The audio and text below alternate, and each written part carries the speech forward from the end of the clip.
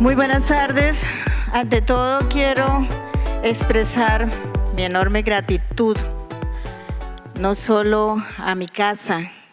que es la Universidad Libre Seccional Cúcuta, en cabeza de su rectora, doctora Débora Guerra, sino también al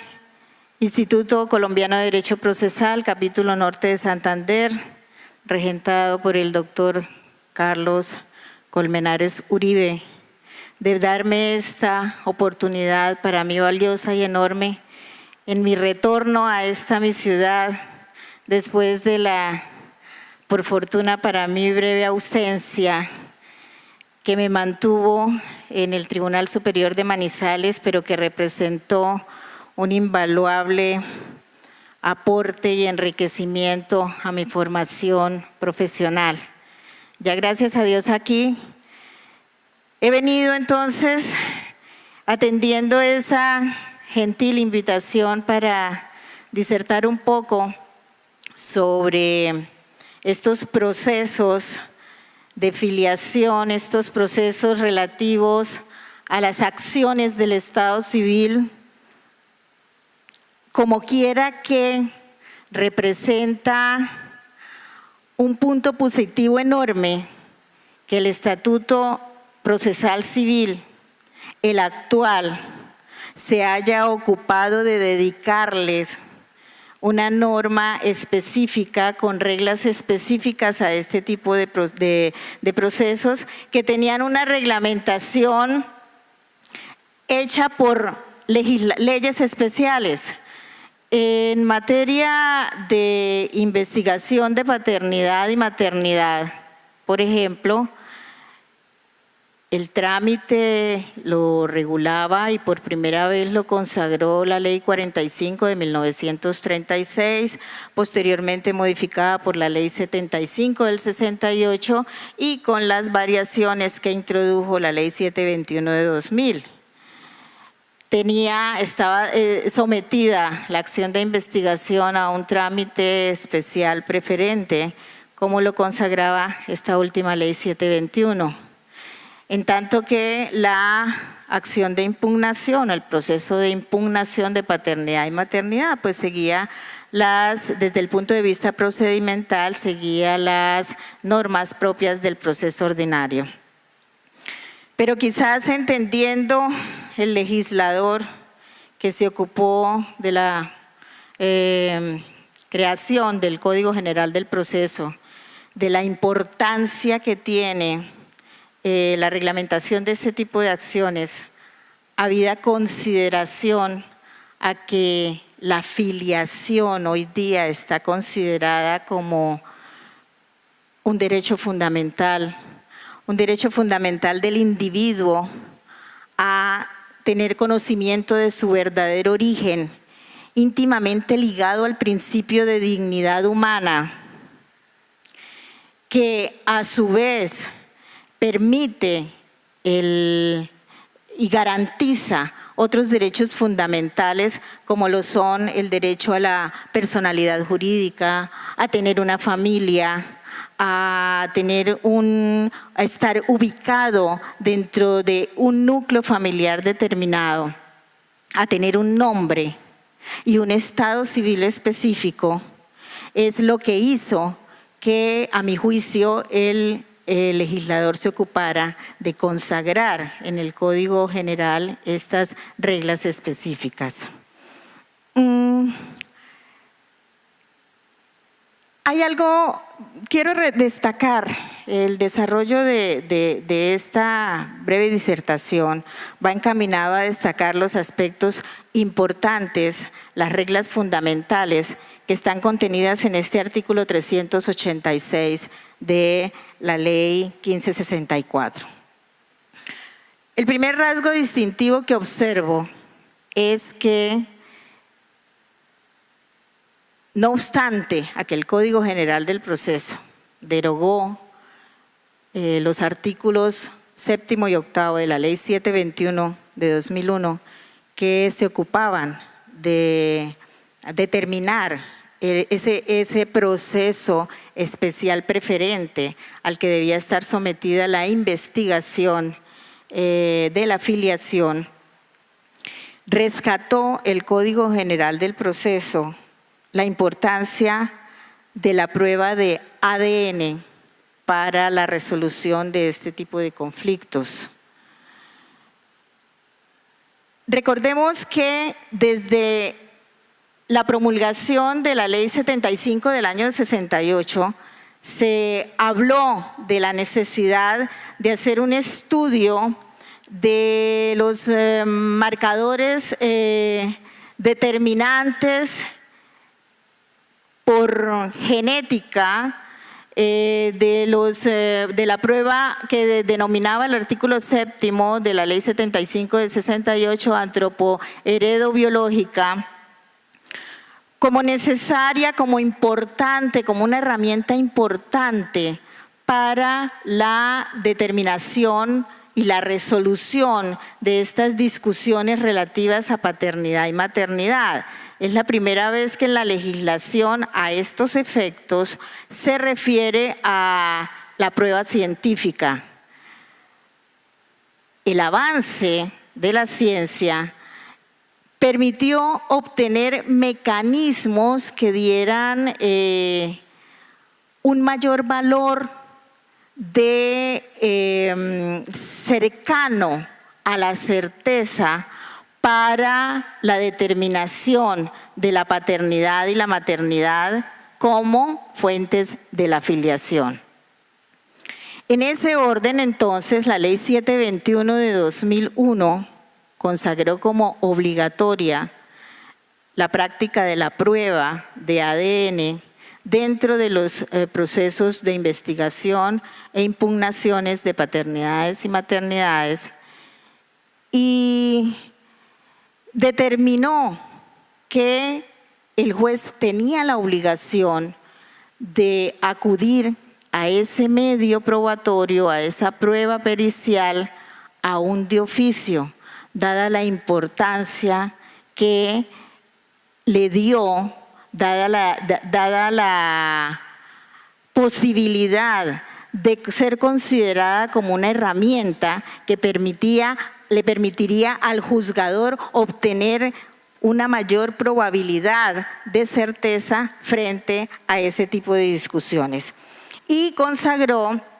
la Ley 721 que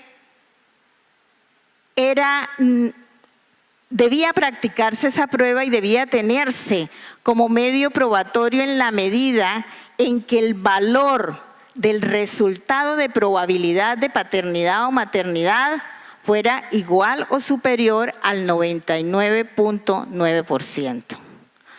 A su vez, la Ley 721, en el artículo 8º, mandó que se decretara la práctica de esa prueba desde el auto admisorio de la demanda. Entonces, el Código General rescata esta importante herramienta y consagra que desde el auto admisorio de la demanda deberá el juez ordenar aún de oficio la práctica de una prueba con marcadores genéticos de ADN o la que corresponda con los desarrollos científicos, y advertirá a la parte demandada que su renuencia a la práctica de la prueba hará presumir cierta la paternidad, maternidad o impugnación alegada. ¿Qué tenemos entonces de importante en este numeral segundo del artículo 386 que debamos enfatizar? Lo primero es que el legislador habla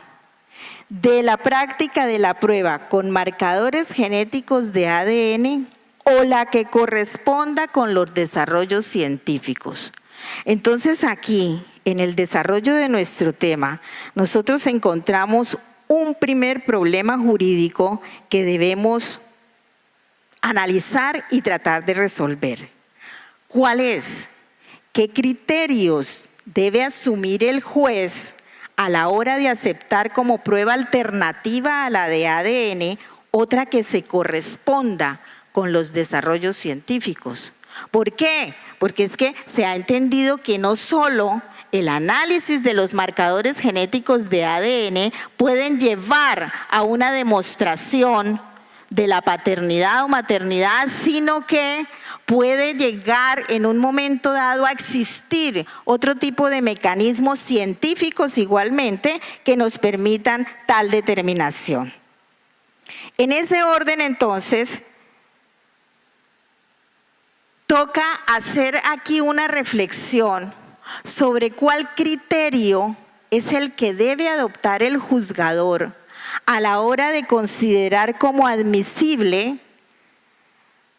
otro tipo de prueba científica distinto al análisis de ADN.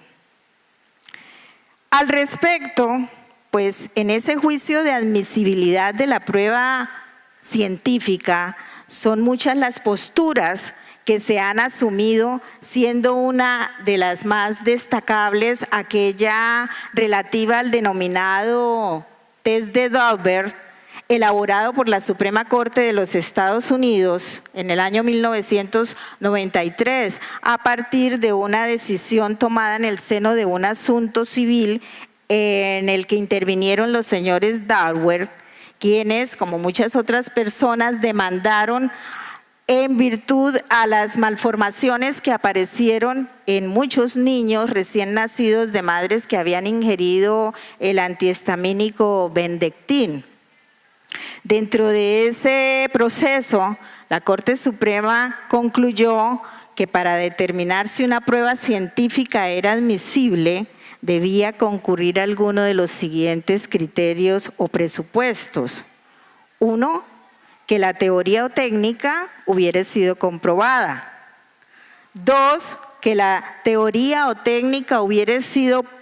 publicada o por lo menos revisada por pares. 3, aquel que considera el margen o rango de error posible. Y 4, el que tuviera una aceptación relevante por parte de la comunidad. Si nosotros traemos esta teoría a nuestra legislación para analizar cuál de estos criterios ha acogido el legislador y consecuentemente a cuál de estos criterios debe someterse el juez, podemos llegar a la conclusión de que indiscutiblemente el criterio acogido es el del margen de error. Conclusión que deviene ¿de qué aspecto? Del hecho de que la misma ley, la ley 721 de 2001, prevé que la prueba admisible es aquella cuya margen de error sea inferior al 0.1%, en la medida en que exige que el resultado admisible a valorar, a tomar en consideración por el juez de conocimiento del proceso en el que se está discutiendo la filiación, requiere un índice de probabilidad del 99.9%. Eso hace que la prueba científica tenga frente a estos procesos un alto rango de confiabilidad. No quiere decir, como algunos han sostenido, que se impuso una tarifa legal de prueba, que sea la única, que el único medio probatorio que permite al juez darle luces sobre la filiación discutida, toda vez que el mismo artículo 3 de la ley 721, que aún continúa vigente, abre la posibilidad a que el juez pueda acudir a los demás medios probatorios para que, analizados en conjunto, obtenga una convicción acerca de si el demandado es o no realmente el padre biológico de la persona mayor o menor de edad cuya paternidad se está investigando. De hecho, la Corte Constitucional ha emitido unos importantes pronunciamientos sobre la materia al hacer los estudios respectivos de constitucionalidad de estas leyes y en pronunciamientos de tutela sobre el particular. Como quiera que no es posible que se deje o se permita, en virtud de la importancia que se le está dando en estos juicios a la prueba científica, que el criterio de sustitución del juez se implemente dentro de nuestro mecanismo jurídico. ¿Me refiero a qué? Me refiero a que resultaría altamente peligroso considerar que la única prueba admisible es el análisis científico y que su no práctica, su no posibilidad de práctica impida entonces un pronunciamiento del juzgador frente al asunto en discusión. Cierto es que la ley también consagra que se debe advertir al interesado, al demandado, que su renuencia a la práctica de la prueba hará presumir cierta la paternidad, maternidad o la impugnación que se alega.